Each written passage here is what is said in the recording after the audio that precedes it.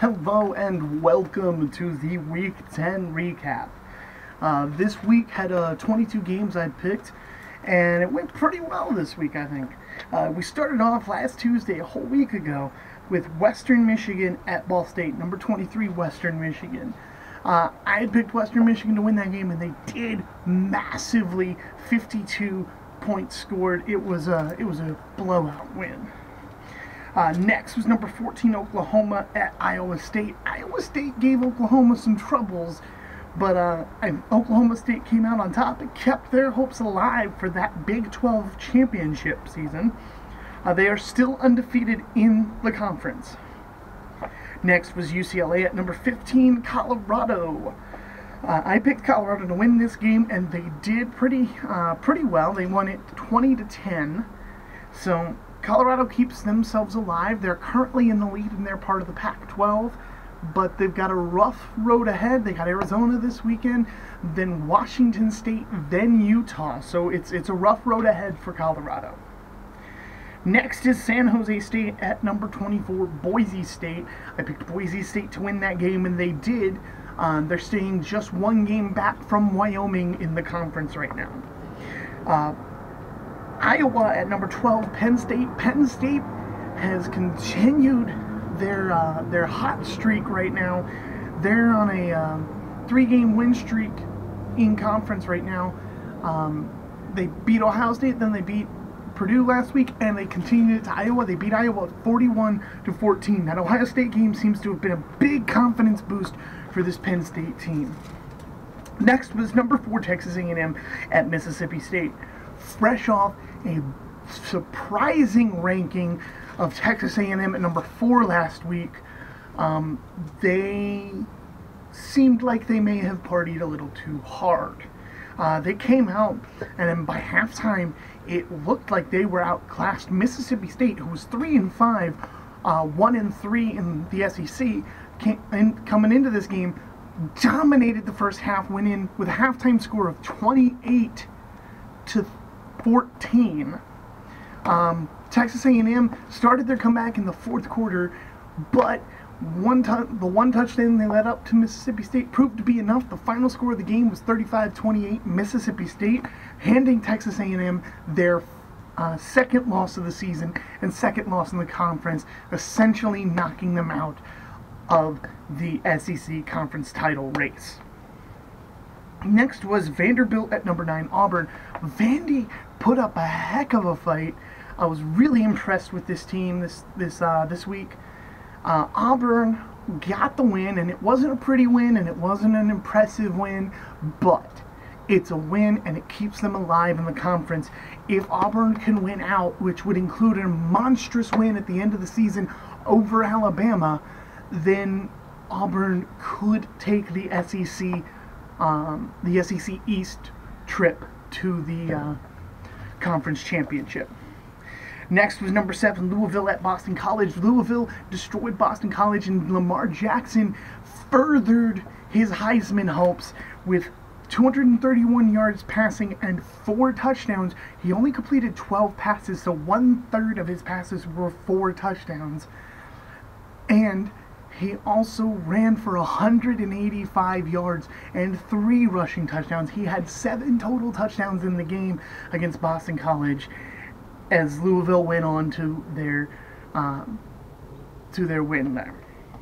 Next was number 8, Wisconsin at Northwestern. Wisconsin had this game pretty much handled from start to finish. They didn't score a lot of points, but a 21-7 victory is a very telling of how well they played.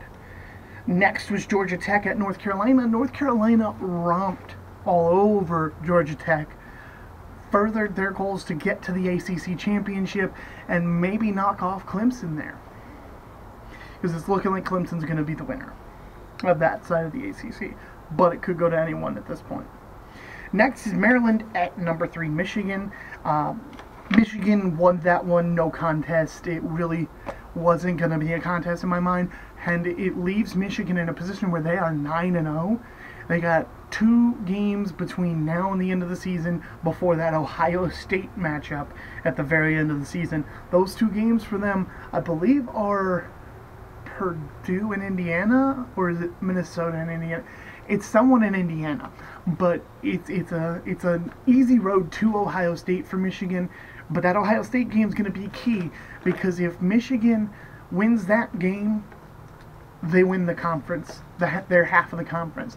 Now, that being said, Michigan, there's lots of working around here. If Michigan loses a game between now and that Ohio State game, and then they lose to Ohio State, guess who gets to go to the conference championship as long as they win out?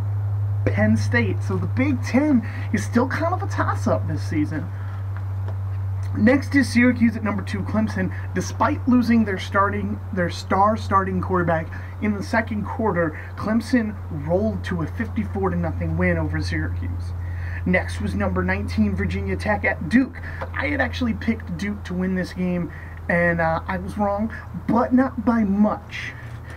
Duke lost it by 3 points. 24-21 was the final, and here's a problem that's been bugging me.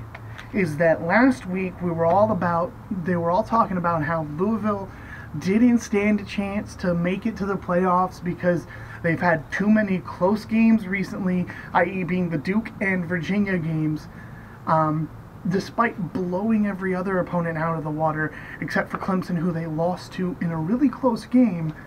But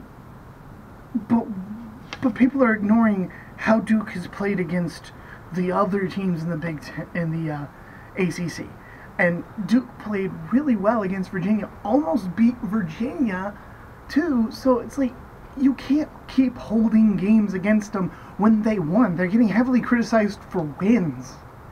Like, how picky can you get? Next was number 18, Oklahoma State at Kansas State. I picked Oklahoma State to win this one, and they did.